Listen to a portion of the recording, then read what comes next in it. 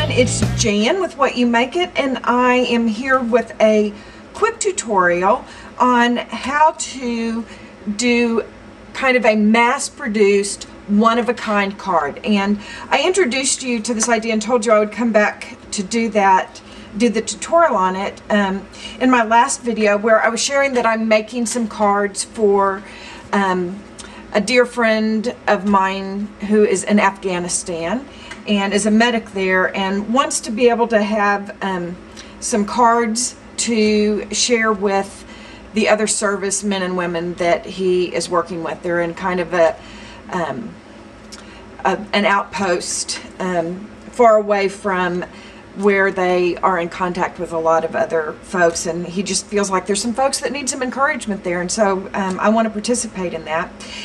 So I want to send him a lot of cards, and so I came up with an idea on how to do some mass-produced kind of things, but then for each one to still be unique and different and one of a kind. And whether you're wanting to help out with that, and several of you have said that you were willing to do that with me, and I'm really touched by that and am so grateful, and I'll be getting back with you. I'm hoping to send a box to him on maybe the 1st of September. So as we work through August, if you could make a few cards and send them to me, that would be great. Just private message me. I'm also going to be making this part of a stash diet challenge over on your paper pantry. So there's lots of ways to participate, but I want to show you a few of the cards that I've done, and then tell you the basic way that I created them. What I did was I created unique tags, and every single one of them are one of a kind, but you can do them in a similar manner. They just come out different because of the fact that in creating them in kind of a collage type of method, you can really create some interesting things. And the fun thing about it is I'm also going to get to share with you some distress stains, working with distress stains. They're very fun. So those are a few that I've done. Let me get those out of the way. And here are a few of the tags that I have still to make into cards. And I just want to show you how to do it, because you can do this too, and whether you have distress stains or not, you can clearly still use this method by doing the ink pad on your the distress inks on your nonstick craft sheet. This was just a fun way to do this, so let me show you. I'm going to do 4 tags, and the first thing I'm going to do is I'm going to get some light distress stains. Now I am working with, I believe these are the small white shipping tags that come in a package of, I don't know, 25. And I'm going to use antique linen to begin with, because I'm going to start with my lighter colors and work down. So I'm going to add just some random splashes and scribbles of antique linen. The distress stains are really more of a liquid form of the regular distress inks.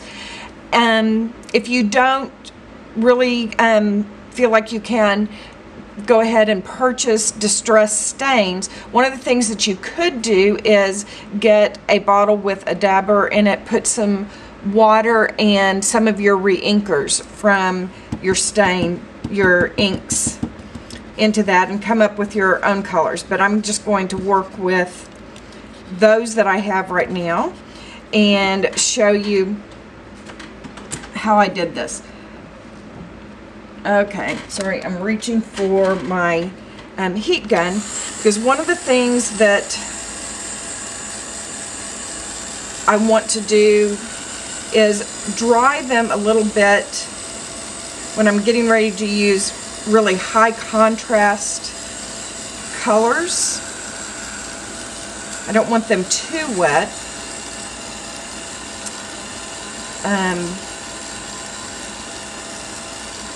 Because it will turn a little muddy. So if you're worried about them being too muddy, just dry it a little bit. Now I'm going to take some wild honey and I'm going to dab those. Just again, randomly. This is what creates the one of a kind. So these two over here I'm going to do in yellow, orangey, reds, and maybe just a touch of green. And these over here I'm going to do with some blue. So I'm going to let those just kind of sit there for a minute. And I'm going to take weathered wood, which is the lightest blue. I know that there are more distress stains that have come out recently, and oh my stars, I am so looking forward to having, I kind of like that splat effect. I'm going to leave that there. The new distress stains that were introduced at CHA, there now are 36 plus picket fence, which, oh my stars, hello, how much fun is that going to be? To have a white distress stain to work with these. It's just going to be fun. Now I'm going to take fired brick and I'm going to come over here and just add just a touch in here. Let it mix a little bit. And then over here I'm going to take broken china. You can see I'm just kind of working back and forth. I'm creating this base color level. It's just a bit of collage, really. Collage with inks. And I'm going to dry this a little bit because I'm going to go to the green colors for this over here. And I really don't want green and red and orange mixing too much because that really will end up with kind of a brownish. And I think on that one I actually want to put a little more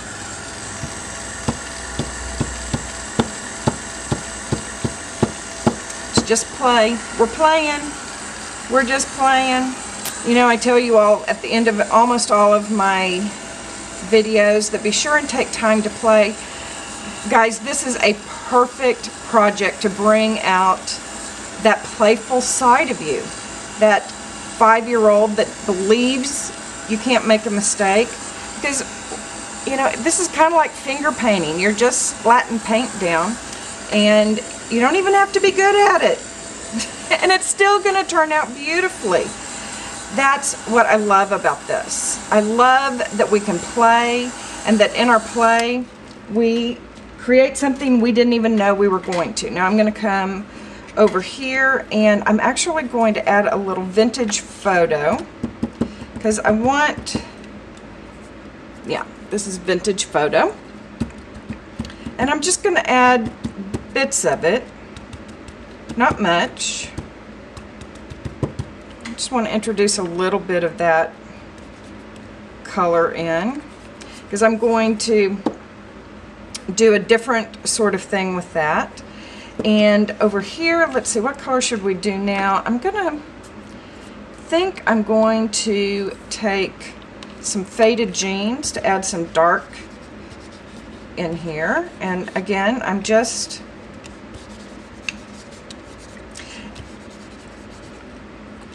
adding a little bit of that in. And you know what? I'm gonna put just a splash of blue over here.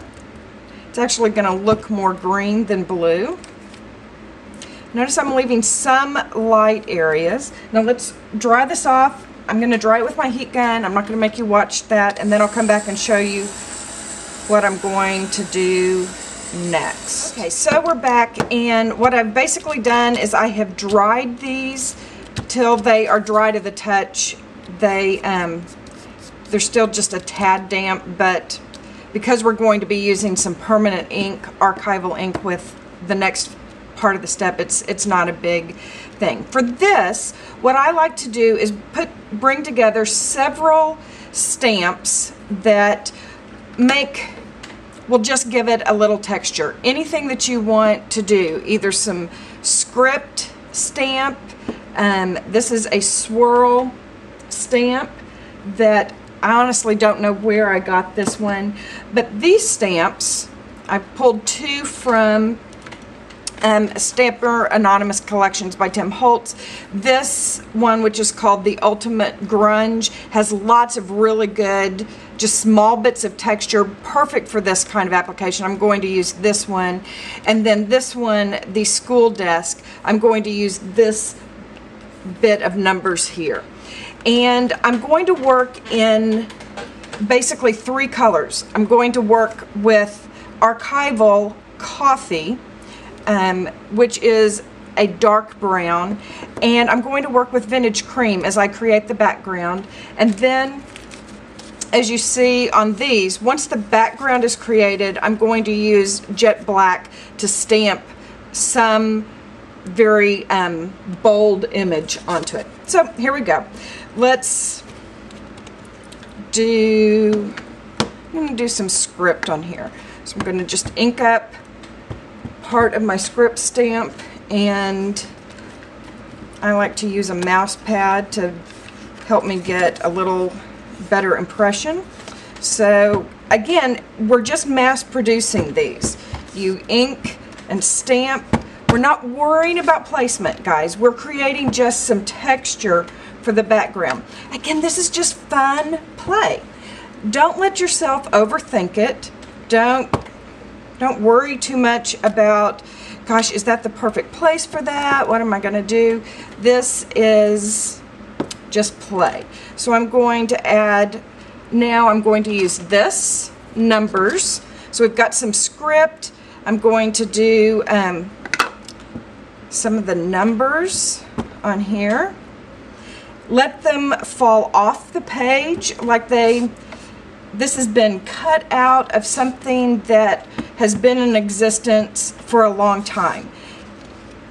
It's cut out of a bigger piece of paper. When things go off of the page of your journaling card or whatever you're doing, it just has a lot more visual interest to it. Okay, so now we've done that, and now I'm going to do a couple things with this Vintage Cream. This is a paper tray ink hybrid Vintage Cream, and I'm going to use this stamp. What is this? I think this is Stampers. This is also a Stampers Anonymous stamp. It looks kind of like chicken wire, and it just is another texture. So I'm going to add a little texture onto these. Do things in a couple of places on each one. Again, we're not worrying. We're just having fun. Having fun.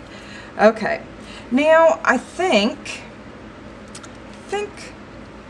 you know what? I need just maybe just a touch of that square coming off over here, just to kind of break up some of the darker colors. The light, when you use light stamps in your background, they don't totally overwhelm whatever the image is, but it gives you some texture. So don't be afraid to try a couple different colors. Maybe you would want to use actual white instead. So now what I'm going to do is I'm going to take this image of a truck, and who is this by?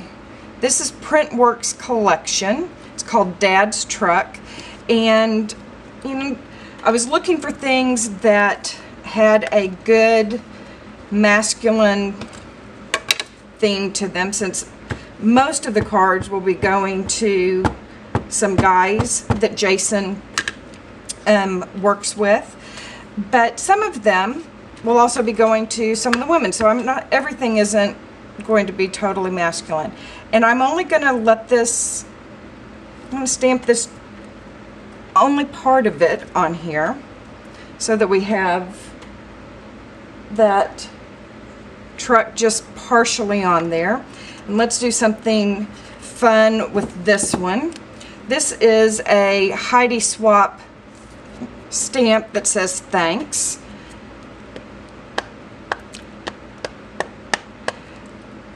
So even if folks in his, where he is, get cards from him, and they're still not going to see an exact duplicate of theirs because no two of them are going to be the same. So that's how you do it, folks. You just take some time to play, make a little mess, and then build upon that mess with better mess, and soon you will have a whole bunch of tags that you then can go through and mass produce your cards.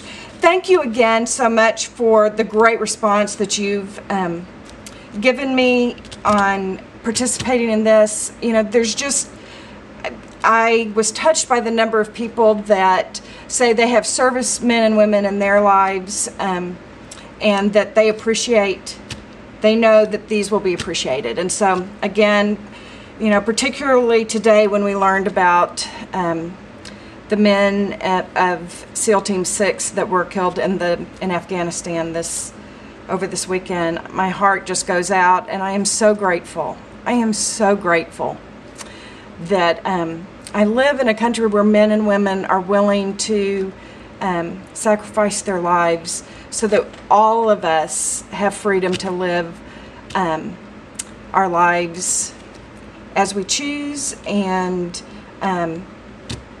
we're blessed. We are so blessed.